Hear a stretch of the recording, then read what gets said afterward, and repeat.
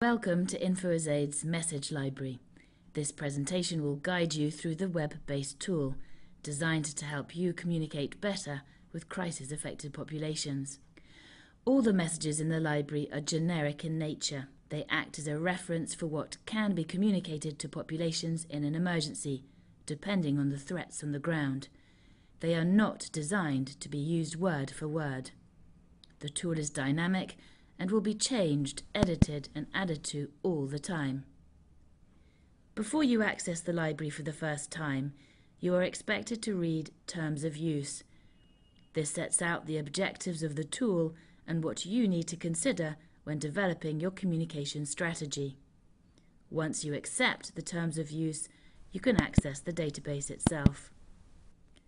First of all, you can see a number of blue information icons dotted on the page. When clicked, these give more information on each marked section. You can access the database of messages in two different ways. The quick search option is the easiest.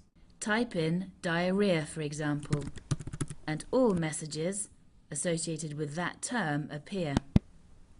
The key word, in this case diarrhea, is highlighted in each message.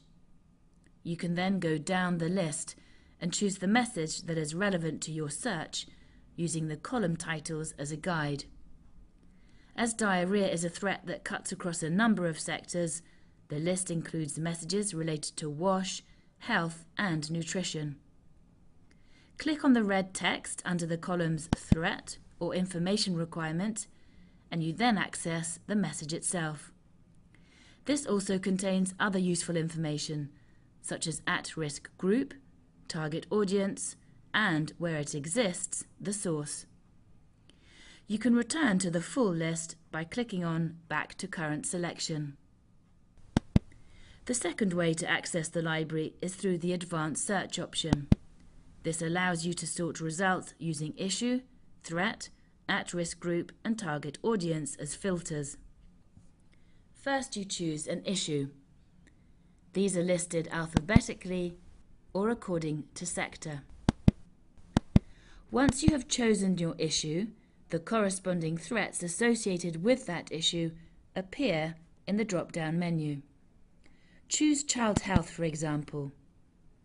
You can see that malaria, measles, ARIs, diarrhea, and poor neonatal health appear in the drop-down menu. Every selection you make in the drop-down boxes filters down the list of messages that appear below. If you want to start a new search, you can remove the criteria from your previous search or press Reset. For sensitive messages, there is additional guidance embedded in the tool. For example, when you access the messages, you will see that some messages have been color-coded. The first one has an orange exclamation mark. This shows that it's relatively sensitive, and so extra care should be taken when planning to communicate on it. This message, however, is coloured red, until you have answered the prompts and ticked the box I understand. Reasons for sensitivity are provided below the message.